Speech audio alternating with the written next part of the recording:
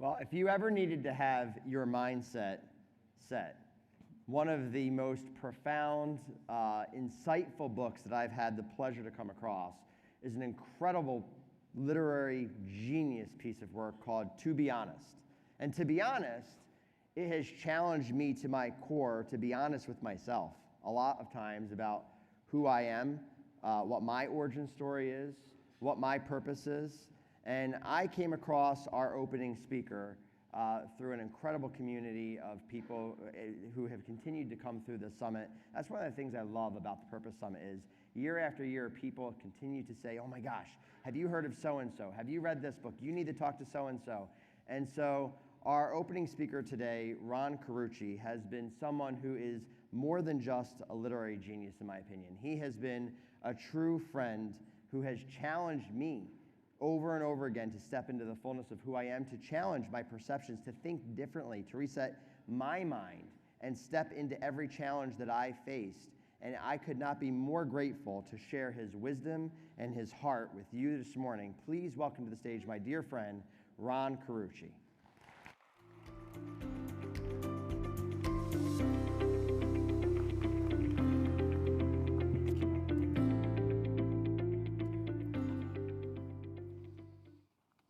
Hi, everybody.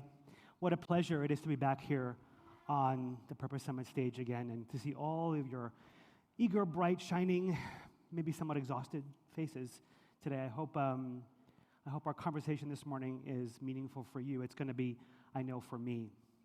By show of hands, how many of you have ever said the words to yourself, why did I do that? Why did I do that again?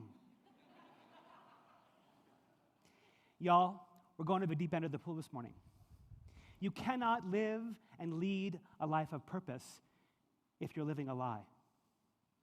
The problem with questions like, why did I do that, is that we never stop long enough to actually answer the question. There are reasons for the choices we make. They're not random. All of our behaviors serve a purpose. It's just that they don't always serve our purpose.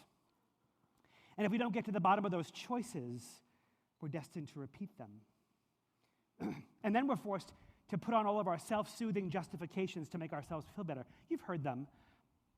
Nobody's perfect. Or, well, that's just my quirk. Everybody knows that. It's just me. Or, be patient. God's not finished with me yet. Or, hey, I made a mistake. I'm human. I'm still a good person. The problem with those justifications, as we all know, is they don't work, especially for the people who have to live on the other end of the brunt of our choices. So this morning I'm going to invite you on an expedition into you. So make sure you have a pen in your journal or your tablet or someplace because you're actually going to do some work this morning. I'm going to invite you to examine the origin stories that have helped you navigate the world, perhaps not in a way you would want, or perhaps in ways that have outlived their usefulness. Let me take you back 30 years in my story. Back at the days of cubicle farms, where we all sat in endless rows of cubicles, and I was in my cubicle working feverishly, head down, and I could, out of the corner of my eye, I could sense my cubicle neighbor was fishing about his cubicle looking for something. I wasn't really paying attention. But then he peeked over the wall and said, hey, did you take my coffee? Before I even knew what was happening, before my brain had a rational thought, before I could even understand the question he was asking, I was nose to nose with him over the wall, and I said, why the hell would I take your coffee? He was like, whoa. I was having an out-of-body experience looking down at the cubicle going, why did you do that? Didn't give it a thought. Fast forward a few years later. I'm in my living room sitting on the couch. Now I've got 2 kids, 7 and 9, so you know how exhausted that is. So I'm sitting on the couch, being a good couch potato dad, and eating. And I get up from the kitchen, my couch, go to the kitchen with my dishes, put them in the sink, head back to the living room, and I can hear my wife coming into the kitchen, and she's looked at me, knowing multiple times she's asked me not to put dishes in the sink, but to put them in the dishwasher. You've been asked that question before? She said, are these your dishes in the sink? Without even skipping a beat, reflexively, I said, no. She said, I saw you put them in here. She goes, no, that must have been the kids. But I'm having an outer-body experience going, why didn't you just go put the dishes in the dishwasher? Why are you lying? Didn't ask the question. It would be years later, through the help of a wonderful coach and friend, that I would discover the origin stories of those choices. So I'm going to take you back to the summer when I was 11 years old. That summer, my dad was unemployed. He was in and out of work a lot in a union, and this was the summer he was out of work. And when he got out of work, he got a little bit testy. There was a lot of things in my house you could do to be shown grace and mercy when you did something wrong, but there were a few things you could do that were A-class felonies. And I had done one of them. And I knew my neighbor and her mother were going to come over and tell on me. So I thought, if I get out in front of this, and I get to my father first, and I tell him what I did and be honest about it, and I apologize, maybe I can plead this down to a D felony. So I tried that. It didn't work.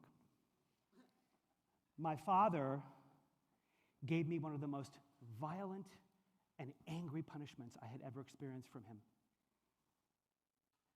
I remember it was the first therapist when I told that story to her. She used the word violent to describe it. I said, wasn't violent, we're Italian. I wasn't willing to be honest. Listen, you guys watch The Sopranos, you think it's fiction. I watch The Sopranos, I think it's Thanksgiving. Later that fall, my grandmother lived with us. Both my parents were out of the house working when they were working, and so my grandmother helped raise us. She did the cooking and laundry and played with us after school, and she and I were very close. She would make great snacks for us, have carrots cut up. She'd ask how our day was. She made our lunches. And she collected plants. So every Mother's Day, Easter, Christmas, her birthday, whatever it was, people brought her a plant. My living room looked like a rainforest. Just plants stacked everywhere, all overgrown.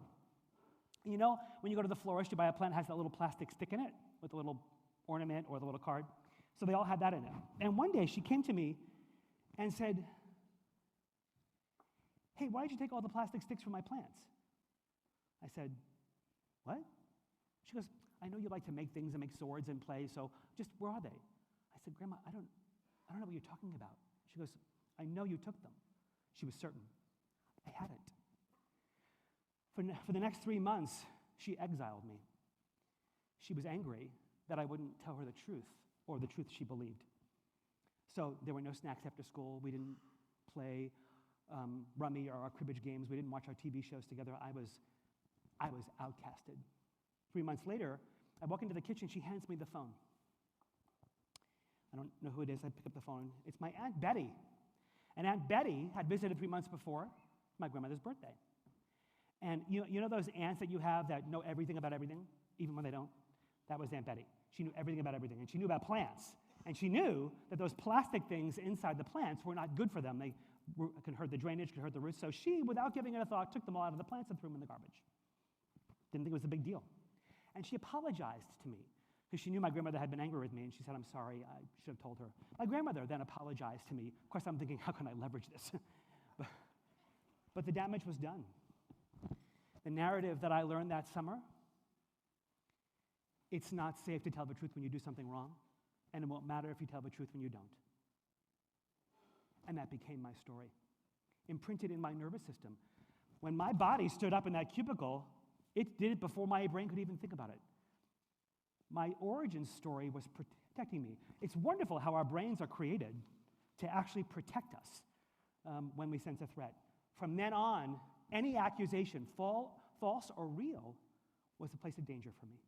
Until I worked out those narratives, until I worked out the stories and rescripted them to something else. Since To Be Honest came out, people have asked me, what have you learned? What have you seen? What are people thinking about? What patterns are you seeing? And I think of all the things that have been fun to poke nerves at on the topic of honesty. For those of you who don't know, it's based on a 15-year study of 3,200 leaders we interviewed and watched over the course of that longitudinal period.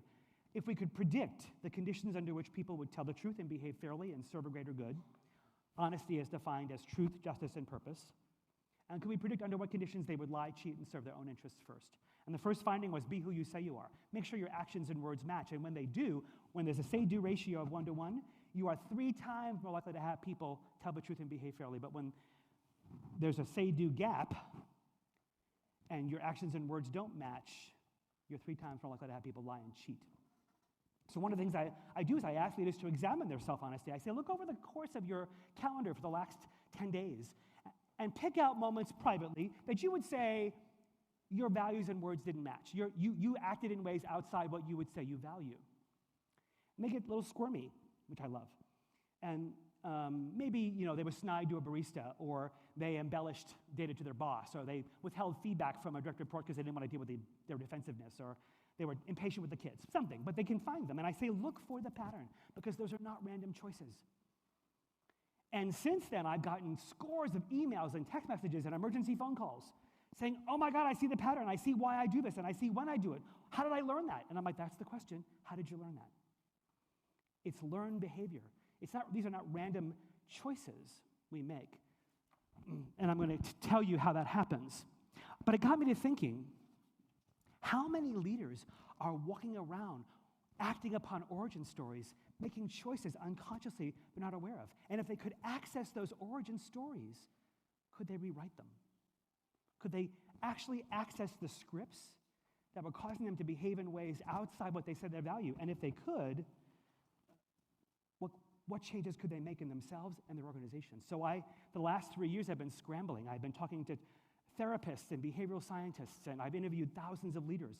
I got certified in trauma coaching, and I've talked to neuroscientists about how our bodies imprint difficult experiences and how our body stores those memories.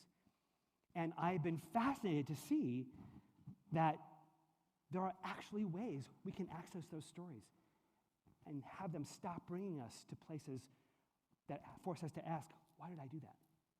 So you guys are the first to be hearing what I'm learning. So I'm going to ask for a little grace, because you are the first person to hear this. So if it doesn't look as buttoned up as we might want, I'll ask for your forgiveness for that.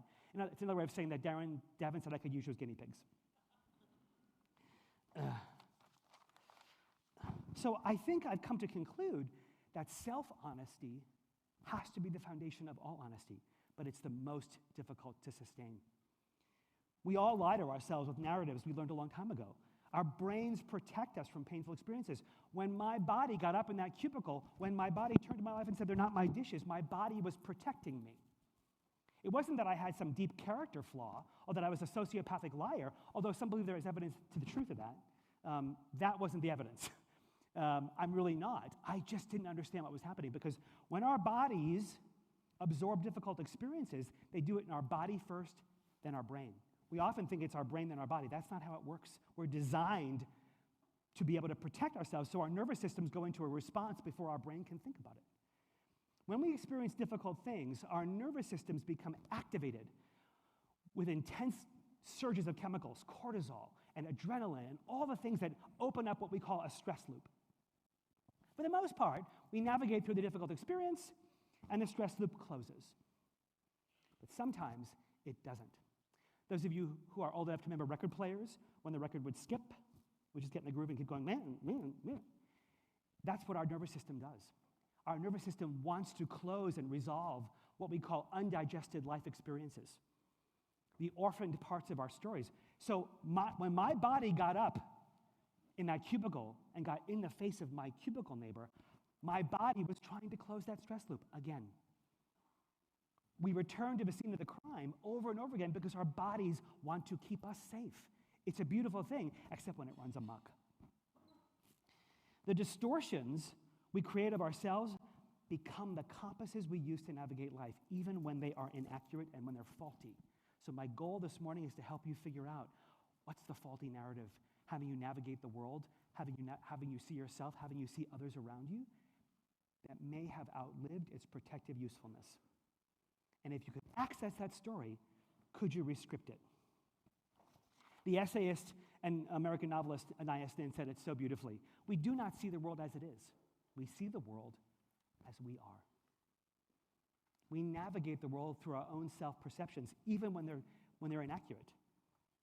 We don't accept the fact that our distortions may help us be making sense of the world in inaccurate, faulty ways. It's always painful to have to be brought back to the question, why did I do that? But if we stop long enough to answer the question, we can find the reason. Andy was the most genuine, affable, likable, funny, brilliant man you'd ever met. When I interview people about him in his company, they would say, oh my gosh, he has the most brilliant ideas. He can charge people up when we're struggling. In any step back, he's going to run through the wall. He's awesome. We love him. He's never going to change. I said, why? He goes, because he's Andy. I said, what do you mean? He goes, Andy can't not get his way. And if he thinks you don't agree with him, he will keep talking and keep talking and keep persuading you till you give in. I'm like, wow, that sounds exhausting. He goes, not for him. So I thought, okay, that's interesting. And the data was very consistent. They all saw him the same way, loved him, and didn't want to be on the other side of his point of view. So I thought, I want to get Andy out of this environment. I want to take him away, get him on a neutral ground. So I invited him to come out to the Pacific Northwest, where at the time I lived, for a 4-day intensive. And on the second day of our work, he'd been telling me all kinds of stories, and I've been examining situations. We'd been going through the data that I'd collected. And I just stopped and I said, Andy, somewhere in your life, you learned that you're safe when you're talking, and that you're even safer when you're persuading. Any sense of where you might have learned that? He lowered his head. He raised his head. I could see tears pooling in his eyes. And he said, 3rd grade. I said, oh, tell me the story. He said, as a child, I was dyslexic and I had ADHD. And in my 1st and 2nd grade classes, I had to go after school to special education classes to get extra training to cope with those learning disabilities. But in 3rd grade, I changed schools. And in 3rd grade, those classes were at noon, at recess. When everybody else went out to play and have lunch, I had to go to what everybody fondly referred to as the stupid classroom. And every day, for 3 years, 3rd to 6th grade, every day, walking past dozens of jeering, sneering, chiding, laughing, mocking peers down the hall, the walk of shame, to the stupid classroom. And you could tell he was fighting back a lot of pain and anguish as he told me the story. I leaned in and I said, I'm guessing every day on that walk, you must have made yourself, the fan's blowing, you must have made yourself a promise. Do you remember what that promise was, or what did you vow? And he went to say it and he got stuck, he couldn't talk, which I thought was really ironic for him. And so he wrote it down on a piece of paper and he slid it across the table to me, and it said, I'll never let them see that I'm stupid. And I thought, oh.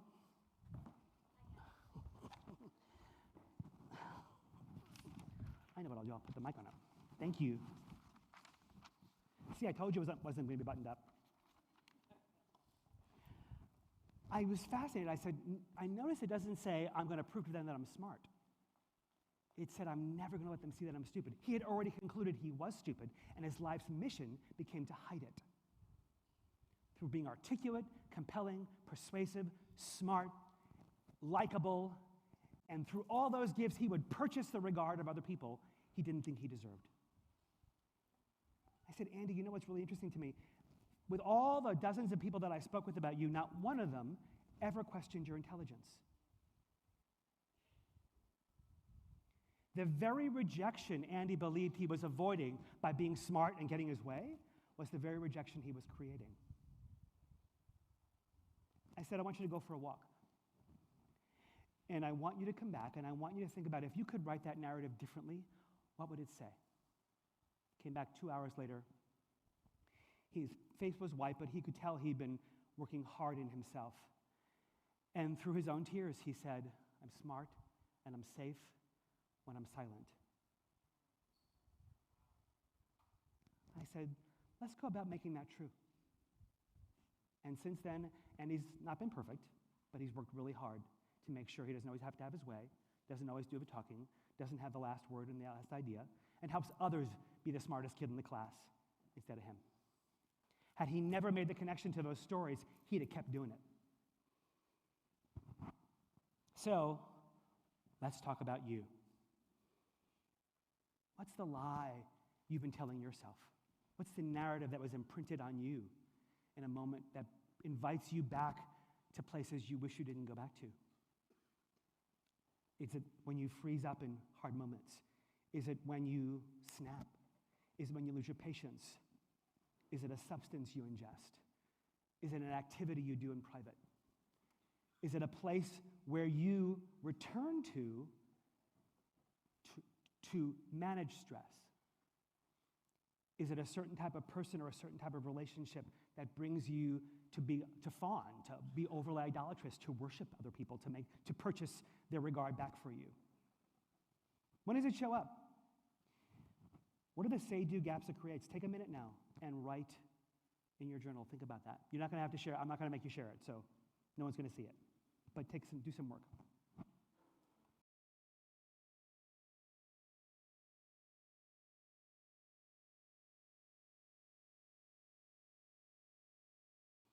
And after you write that down, I'm going to have some soft music playing now. Go back to your formative years, between the ages of 5 and 16. And what scenes come to mind? Don't question them, but when your brain starts bringing to you scenes, write them down in as much detail as you can remember. The words somebody said, the smell in the room, the taste in your mouth, the temperature in the environment. Write down the scenes that bring you back. I've never had a leader struggle to remember an origin story.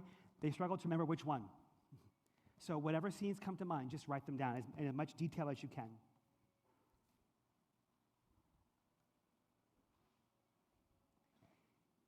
Takes tremendous courage to go back to those moments in life. So I see some tears, and that's okay. I applaud you for the early work of excavating the moments that you may have stored as a way to protect. And I hope for you that maybe now, thank you so much, maybe now you can rethink rewriting that story. Let me give you a few compass headings. These are some of the more common neural pathways that I've seen our brains become self-protective. So we avoid painful emotions, right? We become intellectual, we push emotions away, become very superficial in how we interact. The narrative goes, people and emotions will hurt me, so I won't feel them. Let them get close. Scarcity mindsets. My needs won't get met. I'm not worthy of having my needs met. There's some deep flaw in me. I'm not worthy of other people caring about me. Self-aggrandizement. I deserve more than I'm getting. People don't realize how good I am. I have to be perfect because nobody appreciates me otherwise. Hypervigilance. This is the world is a dangerous place.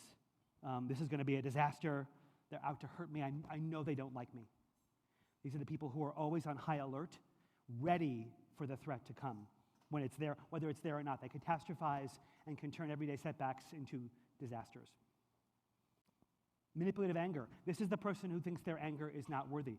Very common in spiritual environments where you're told your anger is wrong. And so we stuff it. If I say how I really feel, they won't love me anymore. The martyr. No, I'm fine. Just go on without me. Some of you, you've done it. Those are some of the ways, again, don't judge them. They're your brain's way of saying, I'm going to keep you safe. The problem is, reenactment, returning to the scene of the crime, is our brain's attempt to heal. But we judge it. So when we say things like, why do I keep doing that? Or, what's wrong with me? Those are shame-based questions. And all they do is serve to entrench the behavior. What we need to do is find self-compassion and self-care and be kind in those moments and be curious and ask ourselves, how did I learn that? What's the undigested life experience or unresolved story I feel compelled to return to in order to resolve it? Why do I keep returning here? I have a really good friend of mine who's one of the world's renowned therapists and specializes in certain kinds of trauma. And he tells his clients, thought, when unwanted behavior shows up at the door, inviting them to go do things they know they don't want to do, he says, don't let it in the house and run rampant, but don't dig for your willpower and chase it off the porch either, because when you chase it away, it's going to come back. He says, meet it on the porch and be curious and say, why is it you feel I need you right now? Why do you feel like I should invite you into my home right now? And engage the unwanted behavior or the unwanted choice. I wish I had had the knowledge to push pause in that cubicle and say, why do you want to go scream in this man's face right now? Versus feeling shamed or embarrassed or just indulging it and doing it. So when we reenact, we're just returning to the scene of the crime. We have to learn to befriend our alarm nervous systems. When we're activated that way, when we feel triggered, as the common term is, we have to learn to stop long enough and go, what's happening right now that makes me want to say this or do this or not do this or not say this?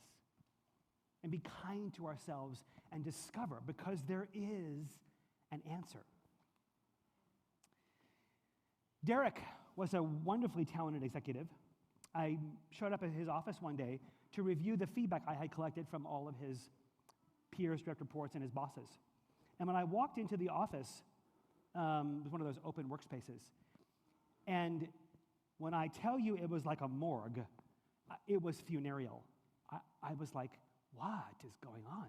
I had been there 3 weeks earlier to do interviews, and it was a buzz with energy and laughter and people sharing ideas and collaborating at whiteboards and enjoying their work. What was going on now? And so I almost felt like I had a tiptoe. I walked up to Derek's assistant's desk and I said, what's wrong? He leaned up and he said, Derek's in one of his moods. I said, oh, what does that mean? He said, he just asked me to go to the storage closet and see if there were any empty boxes. I said, why does he want empty boxes? He said, because he thinks he's getting fired because of your feedback and he wants to start packing. I'm like, what? This feedback was 80% glowing feedback. He was beloved in the company. He had a couple of, like any leader, a couple of flaws he needed to work on, one of which was his tendency to catastrophize. People would say things like, Derek can go to the dark side faster than anybody that I know. Or, Derek can turn a stub toe into an amputation in 3 sentences. So I met with Derek and helped him sort of try and be assured that he was not about to get fired. He didn't need the boxes.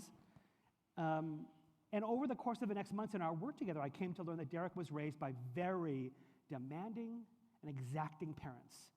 His academic performance, his athletic performance, his household chores had to be perfect. He said to me, I always knew my parents loved me. I just assumed that their pushing me to be my best was their way of showing me love. He said, I never realized that my overly high standards, my perfectionism, my inability to ever be satisfied was my actual pursuit of trying to earn the love of people I wanted to love me. One of the stories Derek told me was of his senior year in high school. He was a starter on the football team, and that fall, while studying for midterms exams, which were going to be the exams that helped him secure a spot in an Ivy League college, he was exhausted. In the football game that would have sent his team to the playoffs, he dropped the pass in the end zone that would have won the game. A week later, got a B- on a midterm. 2 weeks later, for Christmas, he got no gifts. His parents thought they were trying to toughen him up. So Derek understood that failure meant being shunned. And he expected, in this case, for his boss to shun him. He never connected the dots, that this was all related to his story. And I said, we began to work around what would you want the story to say? And it was hard because he was very close with his parents, as close as they were capable of being to him. And he still struggles. His first impulse to see an oncoming train is still there, but now he can stop himself. And what I've said to him is, give yourself a range of other options. Maybe it's an oncoming train. Maybe it's just a light. Maybe it's a rescue ship. And so what he's working on is saying, what are all the possibilities of what could happen here rather than the other shoe going to fall? And so that's his new narrative, is to say, there's more than that can happen than just things going wrong, and I don't have to be perfect.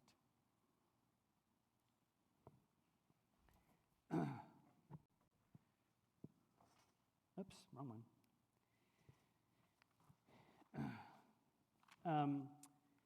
If you want to live and lead a life of purpose, it starts by being honest about the things that bring you to your dishonesty, about the places and the reasons your words and actions sometimes don't match. It's about returning to the narratives that have curated the world for you in ways that have outlived their protective usefulness anymore. And having the courage to ask the question, why do I do that? And if I did have a choice, what would I prefer to do? It takes courage to interrogate those narratives. But that's the work of living a life of purpose. It means we don't leave any stone unturned in the narratives that are getting in our way. The pen is in your hands. The next chapter of a story could be glorious, but your story was meant for so much more than reenactment. Your story was made for redemption. And you have to believe your story is worth it. If you want to advance the story of purpose and impact that you came here to Charlotte to advance, you have to start by going back to the things that keep you from that story. You have to believe your story is worth it. I challenge you to listen to the incredible words of speakers that you're going to hear over the next 2 days on this stage. But my challenge to you is not to hear the words through the story as it has been, but to hear the words through the story as you would want it to be. I promise you those words will sound very different if you hear them through the stories you're trying to rewrite. Believe your story is worth it. Don't settle for reenactment. Reach for redemption. And I promise you, the people you love and the people you lead will be so very glad you did. You have work to do, so get busy. Thanks.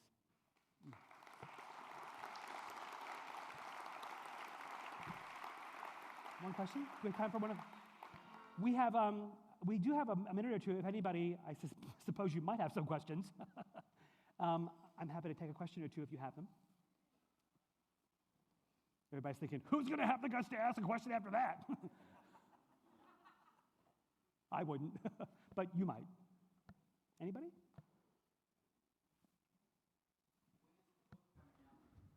When is the book coming out? To be honest, it's out. It's in the back there. At the bookstore. Fantastic book. To be honest. Of all the thousands and thousands of copies the book has sold, I think Gary Ridge has bought most of them. Thank you, Gary.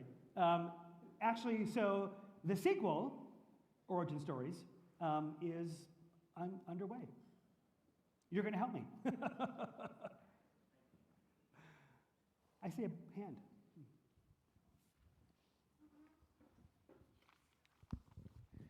Hey, Ron. Thanks for sharing this.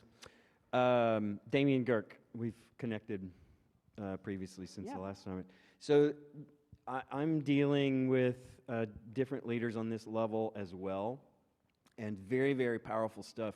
The thing that I find is most difficult is them giving, so the tendency is, if I think about this stuff, or if I go back to origin story type thinking, that's really kind of soft, and I don't want to. I'm braver than that. I need to be firm. I need to be in control. Like, could you speak to getting past that dynamic in order to consider your origin story? Assuming we're talking about men. Actually, it's a mix. Okay. I've got both. But it's just getting to that, past that, getting to that step of courage to face your origin story, and it's not actually a soft, weak thing to do.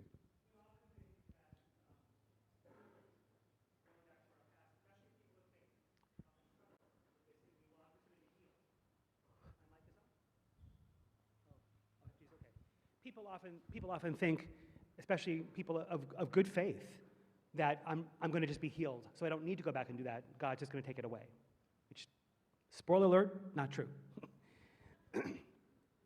Whenever I confront, I see it more in men than I do women.